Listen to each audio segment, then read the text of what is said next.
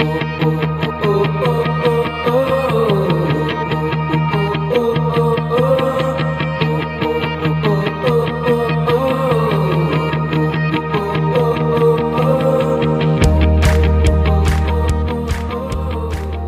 my goodness, it's here, the first episode of Generic Conversations. I'm your host, Jen Amos, and I want to say welcome. If you have not already, I really encourage you to listen to the trailer of this show. It's only about 10 minutes long, 5 minutes or less if you speed up the audio. That's what I personally like to do. Someone had recently asked me why I started Generic Conversations. I thought I would open up talking about it. Generic Conversations was inspired from the other two shows that I am fortunate to host. If you want to learn about those, you can visit holdingdownthefortpodcast.com. This show is dedicated to curating knowledge, resources, and relevant stories for U.S. military families. My other show that I have the fortune of hosting with my co-host Nani is tfawproject.com. TFAW stands for The Filipino, that's F as in Frank, American Woman Project.com, TFAW Project.com. And this show is focused on telling stories and life lessons by American women of Filipino descent. So there's one thing I found in common with both of these shows, and it's that I have a love for uncovering stories and life lessons and breakthroughs while interviewing my guests. Obviously, those two shows are very niche, and so I decided to create Generic Conversations to speak at a more universal level for anyone around the world that is looking for that next epiphany, that next inspiration to get them out of their temporary funk or to inspire them to take their next step in whatever endeavor they're taking on. So that's a little bit about Generic Conversations. I'm really excited for this episode because this is the first of many conversations that I have been very fortunate to have with people around the world. But before I really jump into it, I want to take a moment and talk about why I launched my show a week later than I had planned.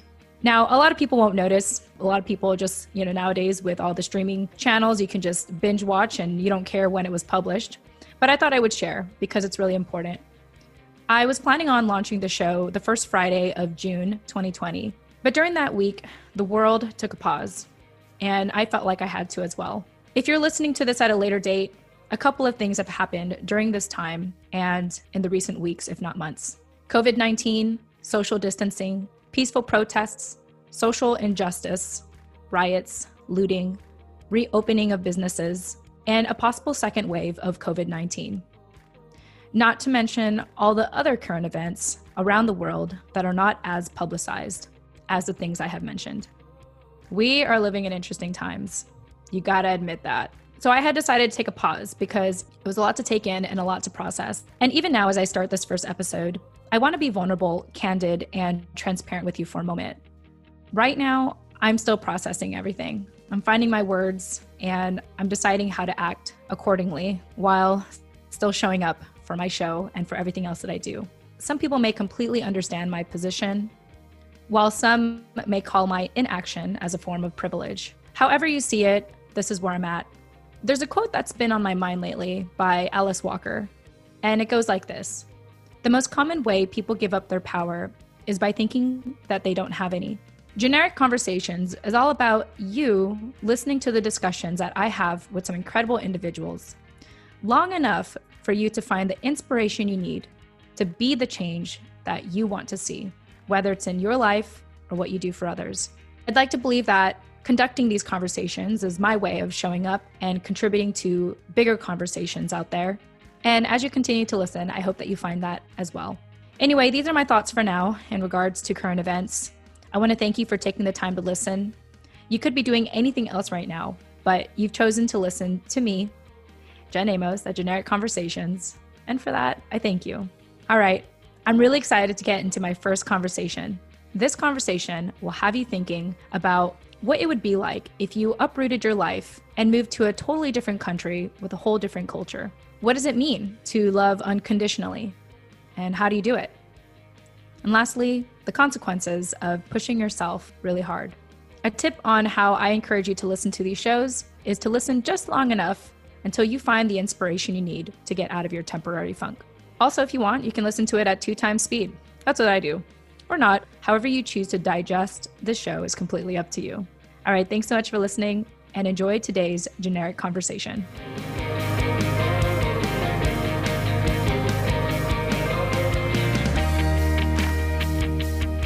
Hi, everyone. Welcome to Generic Conversations, generic with a J, where I'm very fortunate to have conversations that have me say, I needed this.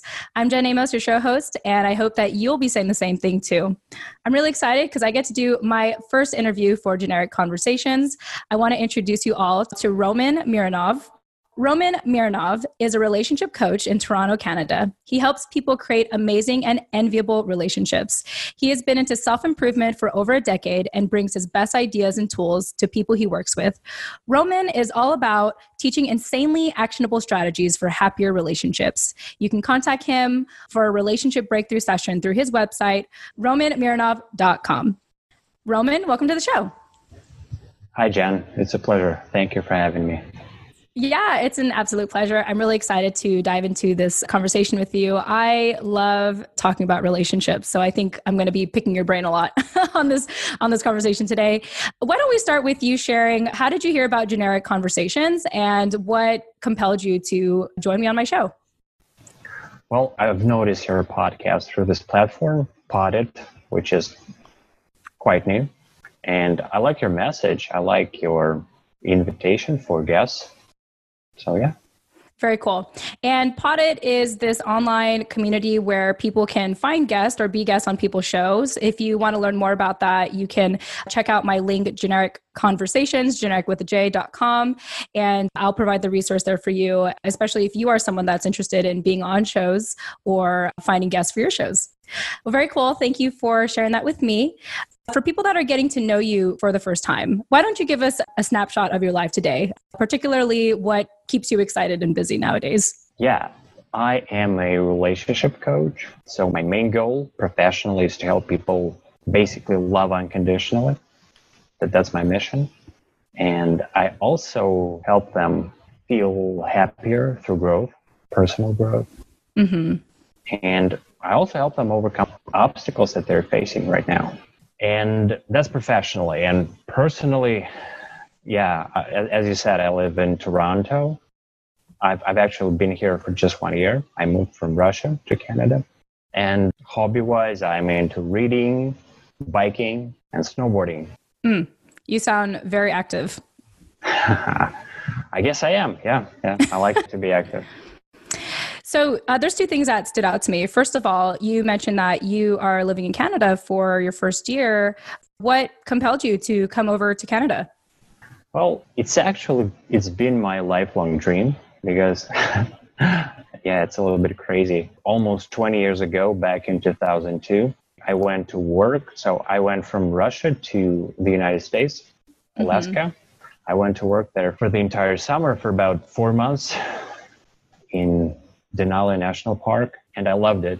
I loved it so much because it was so different from what the situation was back in my country, Russia, back then.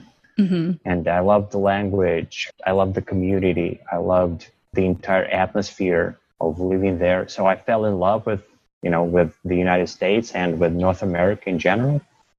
And yeah, since then, I've tried to, find a way to come here, to live here. Like this, yeah. And finally, my dream came true last year. Oh, that's really incredible. I come from a family of immigrants, and a lot of them, at least with my dad, the only reason why I'm American and can, have a very clear American accent is because my dad joined the U.S. Navy, and I was born on a military base in Japan. Wow. Yeah. So it's kind of funny. So people wonder, like, when people, think I'm like ethnically ambiguous, I say to them like, well, my parents are from the Philippines. They went to Japan because that's where my dad was stationed. I was born in Japan, but on American soil. So I am American. I don't speak Japanese. I'm not, Japanese in any way. And I'm American. So it was just kind of funny to have to always explain that. But I had assumed that a lot of people in my position join the military to come to America, but there are so many different ways people come here. And whenever I get an opportunity to hear those stories, it's really fascinating. But more importantly, it's very admirable, because you give up everything behind for the chance at something else that you don't know exactly what it is. At least in my head, that's what I'm thinking. Like, I can't imagine being an American all my life to uproot myself and live somewhere else with a totally different language. People would probably make fun of my accent because I don't have their accent, So I could only imagine. And, there's a respect I have for people who just decide to live somewhere else outside of their normal culture. So kudos to you for doing that. Yeah, I take it as a compliment. Thank you. Yeah. So now that you have achieved your dream, do you feel like it was worth it so far, like in this last year of you living in North America? Look, it's a great question, actually. I like it because I'm thinking about it all the time. Well, not all the time, but I am thinking about it. Yeah. Because for one, that was definitely one of my biggest goals for my entire life. And it felt great to achieve it. But, like many people who do that, they achieve their goal and then they ask themselves, is it all there is? Because one thing that I realized coming here to Canada is that I actually feel quite lonely because I left behind my family, my friends. Mm-hmm. It's not like I'm 20 years old, right? I'm 37 now, which means that it's quite challenging for me. I mean, if I were 20, this would have been easier. Mm-hmm. Yeah, but I'm not exactly that flexible as I would have been at 20 years. So yeah, I feel a little bit lonely. That's a part of what I'm feeling today. So it's like I have mixed feelings about it. First of all, I love it because it's great. Canada, Toronto is great. I love how green it is. I love how organized everything is. Mm-hmm. I love the legal system. I mean, the courts and everything. I even like grocery stores. I like everything. I like that. Yeah, you like the simple things. Yeah, and I bike a lot, and there are a lot of bike trails, and mm-hmm. I can actually, ride my bike right down the street, which is great because this is not something you can do in Russia. Mm. So yeah, I love it a lot, but there is still this component of, feeling lonely and it's not like I'm having any back thoughts about it, but yeah. Of course. I mean, I think that when you transition, like for me, I have lived in the East Coast for, I think, almost 3 years now. And that first year was really hard for me. Like I had very mixed emotions of moving here because, like I said, I had left everything behind in San Diego. I left my friends, my family, my business. I only came with like my husband and my dog. And even once we moved over here, he was gone the majority of the time, like going to meetings and working. And I was stuck with my dog. I almost felt like a Disney princess with an animal, like an animal companion, like stuck in a tower because we didn't have a car either. So I really felt like whatever everyone's going through right now with the pandemic and being forced to stay at home, it's like, well, I went through this already just like a couple years ago, but I can imagine that I can understand that there are mixed emotions. And I feel like I need to connect with you a year from now to see if you feel any different, but it makes sense that, it's not always easy to articulate like how you fully feel since you have decided to follow your dreams. It's like once you follow your dreams and they come true, it's like, now what? So I appreciate you being transparent and sharing that. Well, I do want to get a little bit into what you do as a relationship coach. And you had mentioned this early in our conversation that you like to teach people how to love unconditionally. I want to get into the word unconditionally. What does that mean to you? Because I think that a lot of us, when we fall in love, that's what we think we do. And I think many times a lot of relationships end up becoming very conditional. Like, if you don't do this, then I won't do that. Or, it just seems like it gets to that point, even though that's what we all strive for. So what does unconditional love mean to you? And, possibly how do you teach that to your clients? Okay. So for me, unconditional love equals putting your partner's needs first. Mm-hmm. Culture teaches us that we're supposed to feel love. Love is a feeling. Mm-hmm. And that's why we usually expect that our partner will make us feel love, right? Mm-hmm. And only then, when they do so, we will reciprocate and love them back. I think we're getting this backwards. Mm. I believe that we really need to love our partner first. Mm-hmm. Which means loving unconditionally. And that's when we light them up and also we feel love. So we feel love by giving it. Mm. And an example that I use with my clients is, a small child, an infant, a newborn, right? Why do you love him? There's no reason, right? There's no reason, yeah. Right. Just helping them survive until they can fend for themselves 18 years later. No, I'm just kidding. I don't have any kids, but I would imagine that, like, I'll think about my dog. Why do I love my dog? I have to feed my dog. I have to bathe my dog. I need to take him out. I need to do all these things for him. But he loves me unconditionally because of it. Like, he's always there for me. He's always trying to make me happy. So that's what I think about, and like why I love him. It's that feeling he gives me, I think, as a result of what I give him. And I think that's an example of what you're saying, to when you unconditionally love someone, to put their needs first. So am I saying that correctly? Yeah, I think you're pretty close. So are you saying that you love him for the feeling of love that he gives you? Is that right? He's literally right next to me. He's like right here. And I think just his loyalty and his presence and his eagerness to always want to know what's next. Like, I know the moment I put down my earbuds, he's going to be like, okay, what are you doing next? Like, where are you going? And I think just that attentiveness that he gives me makes me feel loved. So I don't know if that answers your question, but yeah, that's how I feel. Well, that's the opposite of unconditional love. Oh, okay. All right. Okay. Well, school me. Okay, you say that you love him or mainly for the attention that he gives you, right? Yes. That's what unconditional love is not. It's having a reason to love someone. Unconditional love is about having no reason, loving the other person just for who they are, regardless of what they do. Okay, that's really interesting. So I think about like the last 2 years of how I've really just been supporting my husband. And I feel like a lot of what I've been doing is being there for him, being available for him, like focusing on like his needs.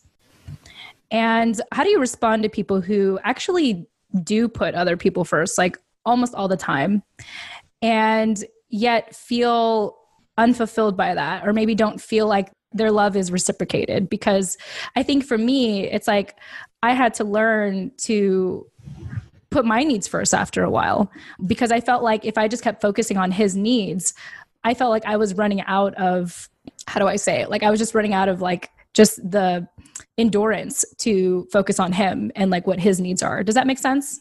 Yeah, it does. But I think you're talking about two different things. Mm-hmm. So let me try answer the first question. You don't want to put your partner's needs first for too long, because it won't make sense. For example, you keep investing in them a lot all the time for years and they don't reciprocate. It doesn't make any sense. So you should set a time limit for that. And normally I recommend a time limit of just 3 months, because if you do it for 3 months and it doesn't work, it's not going to work. The other person won't reciprocate. I see. So what I'm hearing from you is that when you do love someone, you focus on their needs first. You kind of put a time limit on it though. Let's say you give it like 3 months. And if you feel like it's not reciprocated, then you're probably falling into a toxic relationship. Is that what it sounds like? Exactly. Yeah. Got it. Okay. So I probably should have divorced him a long time ago. No, I'm just kidding. No, I'm kidding. We're doing fine. Counseling and all. Well, cool. Yeah. Well, thank you for elaborating that, because, I come from a background where the woman has to always be the matriarch and has to put everyone else first, and so to me, that makes sense when you say put people's needs first. Like, I completely get that. And then I eventually got to a place where I ran out of the resources to fulfill other people's needs. I started to feel depleted. And so I had to learn how to put myself first again. And so to me, it sounds like there's different phases to it. So the unconditional love is putting other people first, but if it's not getting reciprocated, then you probably have to, kind of reevaluate that relationship. But if it is reciprocated, then that's a really good thing. It sounds like you're in a good place in your relationship. Yeah, a legendary relationship. Legendary relationship? Yeah. Oh, that's really cool. Do you have in your coaching, it sounds like, do you maybe like label certain types of relationships, like what's considered a good relationship? Because it sounded like when you said legendary relationship, that sounds like maybe the ideal relationship you're trying to aim for. Hey there, taking a quick moment to talk about one of our incredible sponsors here at Generic Conversations.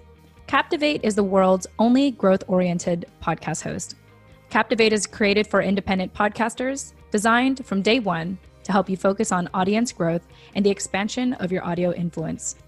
One way that Captivate makes our lives easier, especially me as an independent podcaster, is by taking the guesswork out of making a website for your show. I recently heard that if you have a talk show that you have integrated into your website, it actually hurts your CEO more than helps your CEO. So this is a great way to separate your website from your podcast show. Also, if you're about to start podcasting or you're getting burnt out from all the extra work of producing one, consider a 7-day free trial with Captivate by visiting genericconversations.com. Generic is spelled with a J, like Jack or Jen. So once again, that's genericconversations.com. Genericconversations.com also lists other freebies thanks to our incredible sponsors. With that said, let's get back into the show. Well, I would say that definitely the best type of a relationship is the one that's based on unconditional love. Mm-hmm. And that's where we all want to go. Yeah, that's one thing. Another type is a relationship which has love, maybe even unconditional love, but there is no passion, because these are two different things. Mm-hmm. Unconditional love is feeling grateful for the other person, praising them, lighting them up with smiles and so on. But passion is all about sexual polarity. So you also need that in your relationship. Normally, I talk to couples with, regular couples with a feminine woman and a masculine man. And if these two qualities are well developed in both of them, there is sexual polarity. So both are attracted to each other. And yeah. Mm-hmm. Well, very interesting. I feel like I want to continue to press upon this word like unconditional, because I think it's worth talking about, because I know plenty of people who have experienced divorce or, find themselves in one relationship after the next. And so can you give just maybe a couple of more examples of someone who wants to love unconditionally, but they actually don't know how to put it into practice? Like, how would that look like? And what can you share about that? Look, I think as with all qualities that you want to develop in yourself, there are two levels. So the first level is actually developing this unconditional love in yourself, like understanding it deeply, understanding the concept, both intellectually and spiritually, psychologically. That's the first level. Yeah. The second level is using, tips, strategies, and tools. Let me give you examples of both. Okay. So I developed unconditional love by, first of all, thinking a lot about my divorce that happened 6 years ago and going over my mistakes, the things that I did wrong. And just thinking about that and realizing that I wasn't really loving my ex-wife. What I did was, just expecting her to live up to my crazy standards. That's it. So I always had my expectations. And this is something that totally inconducive to unconditional love. So when you think about it, you come to understand it at a deeper level, the very concept of unconditional love. And the second thing that helped me on this level was reading the book by Stephen Covey, The 7 Habits of Highly Effective People. It's a good book. It's a good book. And I mean, it has a lot of aspects to it, a lot of great ideas, great concepts. But I think, unconditional love is this underlying concept that goes throughout the entire book. Yeah. So I would say, doing a lot of inner work and then reading very inspiring books like this. That's what makes you understand unconditional love. The second thing are actual strategies for doing that. And one good strategy that actually comes from the 7 Habits of Highly Effective People is having long and deep conversations with your partner. You start with those conversations every day and you spend at least 1 hour, ideally 2 hours. Ideally, you need to go away. Maybe you drive your car somewhere or you just take a walk in a park, ideally. And you talk to your partner, you ask them quality questions, you listen to them very attentively. And after an hour of this, about 1 hour into the conversation, magic happens because the partner opens up to you at a new level and they feel heard out. They feel understood. They feel very significant. They feel the connection and love from you. And it's a totally new level. And then they also reciprocate, usually. In that conversation, maybe in the ones that will follow, but yeah, that's something specific that you can do. Yeah, for sure. And if people want more advice or more specifics on that, they could definitely reach out to you and talk to you about that. Yeah, absolutely. Or if they just, visit my website, they will quickly stumble upon a PDF with 7 tips about 7 common mistakes that couples do. Very cool. You mentioned in sharing your story about your divorce, which I appreciate you being open about, that you had high expectations of your ex-wife. And I think that's really big of you to say. I feel that in general, it's difficult for most men to admit certain things or to talk about their feelings, I think. And for you to say that you taking personal responsibility to say that you had high expectations, when did you realize that was the case, that like maybe if you didn't have as high expectations, the relationship probably would have turned out differently? I would say a couple of years after divorce, actually. Yeah, so I needed that distance to really look back and be subjective about my experiences. Awesome. Well, that's really cool. I imagine that inspired you to become a relationship coach. Exactly. Yeah. And I also, even though I had been married for 11 years, at that point, I almost had zero experience with women, serious experience, because my ex-wife, I hadn't needed to do anything to win her because she sort of, had fallen into my lap. Yeah, I had been lucky.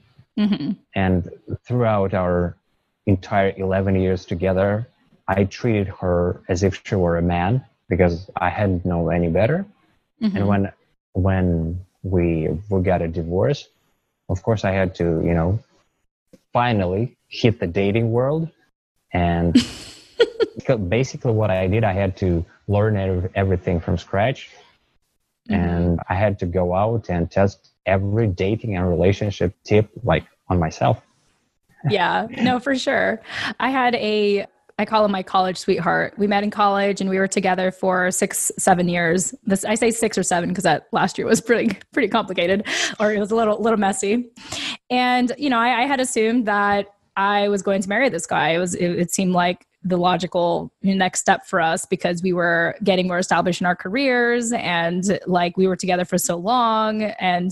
But after we had broken up, I definitely spent about like 2 years just online dating. And I wasn't necessarily trying to find the one. There's a lot of people that say, or some people will tell you, oh, you got to be alone for at least 5 years. Like you got to like discover yourself before you start dating. And I'm like, no, like the only way I'm going to learn about like what I want or not want in a relationship is to go dating. And so I did that for 2 years and I made a lot of mistakes. And, long and behold, I have my husband today. And I just think that I think it's okay to give yourself permission to make those mistakes. And not every person that you date is going to be the love of your life or the person that you're going to marry. And so I think it's just really cool that you did that. You experimented on yourself by dating and learning all these things. And you can now say, to your clients, from personal experience, like why you recommend the strategies that you recommend. Yeah, that's true. And once again, I want to say kudos to you for getting back to the dating world so quickly, because this is what I always recommend. So many people don't want to do that. They want to spend time grieving. Our mind is so habitual. And when we start grieving, it's easier for our mind to continue grieving actually. So we can fall into that rut and we can continue in it for years. That's what some people do. The idea is to be proactive. That's what I like. You are proactive. You take some time, you take a few weeks or maybe a month to recover from the breakup, but then you need to get back right into the dating world. Yeah, for sure. I guess there was a part of me that didn't want to give any person that power that, oh, like you broke my heart, so I'm going to grieve for so long. It's like, nah, I'm just going to, I'm going to learn about myself. I know that I'm still marketable. Like I know that I'm worth something, and I know that there's someone out there that like loves me. And the craziest thing is that I didn't meet my husband online. He actually was introduced to me through a friend. So it was really cool to have that, field experience with the online dating scene. And then ultimately when I did meet someone, it was like, oh, cool. Like that worked out. And I mean, obviously our marriage is like not perfect. I'm not going to like act like I'm living a happily ever after, but I'm just so glad that I personally had gone through those experiences of dating and meeting people to, be able to be a lot more wiser in my new relationship or in my marriage. So, well, awesome. I do want to ask you one more question. I don't feel like it's necessarily like relevant to this. I feel like we've been having a really good conversation, but I do want to bring this in anyway. And, really the heart of generic conversations is to share personal discoveries. And you have done an incredible job just, sharing your story so far and what you've been through and, why you do what you do today. I know that there's one more personal discovery you want to share, and it's about how you were pushing yourself really hard in 2018. So do you want to tell us that story of how you're pushing yourself really hard, and what did you learn about that experience? Mm-hmm. All right. At that point, that was around fall 2018. I was running my translation business, and which at that point I had been doing for 14 years, and I had been both the CEO, the sales manager, the project manager, and the editor and translator. I had a small team, and what I did at that point, I was able to hire a project and a sales manager. And this is a very great person. Mm-hmm. And what he did, he took over all my duties in the company. Mm-hmm. So suddenly, I went from working maybe 12 or 14-hour days to having nothing to do at all. Wow. Okay. And as a workaholic, as a recovering workaholic, that was very painful for me.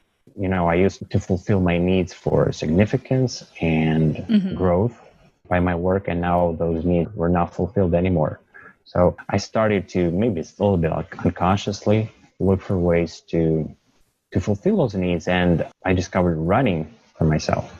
So I started to run almost every day, and I was running almost every day, and just being an overachiever, I made myself track the whole process. So I was using an app to make sure that I run at a particular speed. I was measuring my distance, and my distances kept getting longer and longer.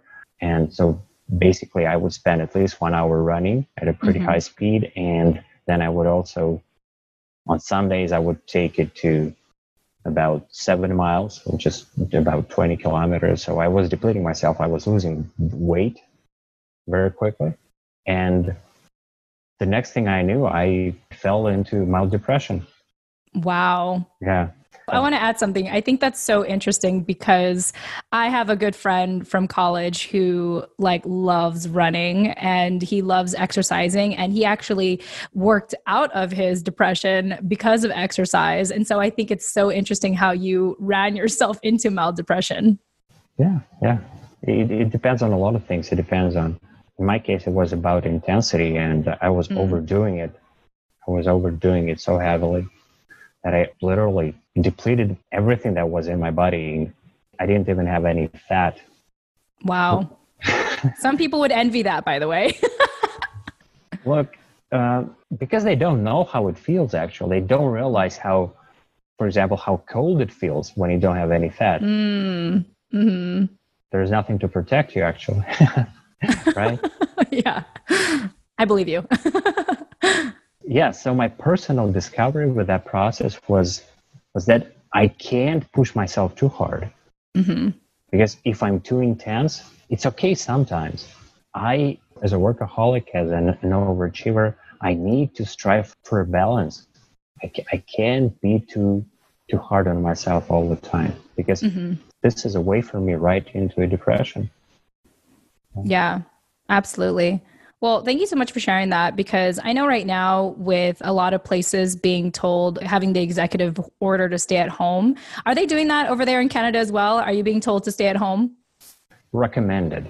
Okay, recommended. Yeah. I feel like our particular neighborhood, we sort of live in this bubble because people are, I mean, all the restaurants are closed, but people are still like having house parties left and right. And we're not supposed to like hang out on the beach, but people are still like walking on the beach. And it's just really funny. Like I don't feel like the pandemic has like spread over here for some reason.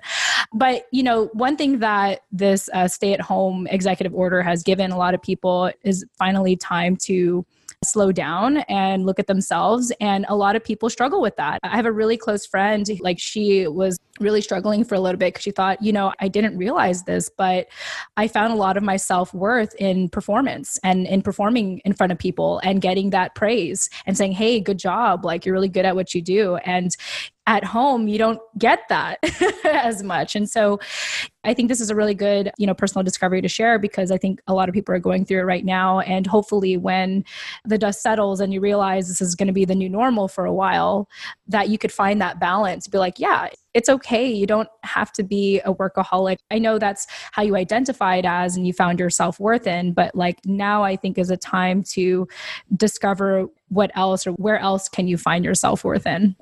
Yeah. A very good point. We, you know, so many cultures now, they teach people that they're not enough. They need to work a lot. They need to be busy. Yep. But that's not true. We are enough. I was talking to my dad yesterday. He's back in Russia and he's in a pretty good position financially, but what he told me, it really struck me. He was talking about the whole financial situation in Russia in general is pretty grim because the government is not supporting the people. So people don't have any work now. They don't work because they are in this so-called self-quarantine. And so they basically are already out of money. And the whole situation is quite challenging. And he said that he doesn't really care because if things, you know, get too bad for him financially, he would just go to a warmer part of the country. Okay. He has a tent. he doesn't eat much. Like he's a very moderate eater. And he said, I would live just on the coast, on the beach in my tent, and I'll be fine. That's it. So I'm giving this example just to show you that, yeah, we need to seek that balance. We're okay. We're initially okay. And we don't really need, for example, money as much as we think we do. Absolutely. Yeah, it's true. And, you know, for myself, I had been self-employed for the majority of my adult life, and I've never been wealthy in this process of figuring out this whole life. But I don't think I could be any happier because of the life I choose to live and the connections I choose to have. And yeah, I think when some people start to realize that money isn't everything and that you can lean against people, I almost wonder if like, you know, the reason why people aspire to have a lot of money is to have that sense of independence. But with the less money you have, and you could see a lot of this in third world countries, like the more dependent you are on other people. And I think that's what this quarantine has done for a lot of us, is to reconnect with our loved ones and to build that sense of community again. So as grim as it can be for a lot of people, I'd like to believe that there's still a silver lining in all of this. There is definitely. Yeah. Well, Roman Mironov, it's been an absolute pleasure speaking with you today. I needed this conversation. So thank you for spending time with me today to share your story and your background and what you do as a relationship coach. Why don't you share with people one more time how they can get a hold of you if they want to learn about your services? Yeah, please go to www.romanmironov.com, which is spelled ROMANMIRONOV.com. Yeah. Perfect. Awesome. Well, Roman, thank you again so much for your time. And to our listeners, if you didn't catch that, don't worry. I always like to include the contact information in the show notes. So you're welcome. So with that said, thank you all so much for listening. And we look forward to speaking with you in the next episode. All right. Thank you for taking the time to listen to the first official episode of Generic Conversations. If you enjoyed today's conversation, I encourage you to visit genericpodcast.com. That's generic with a J, as in Jack or Jen, like my name, genericpodcast.com, and subscribe to the podcast, sign up for our newsletter, and find me on social media so we can continue the conversation. Last but not least, if you had an epiphany on today's episode, please write a 5-star written review on Apple Podcasts and let us know. I'd love to hear how this conversation had inspired you. Thanks so much. Chat with you later.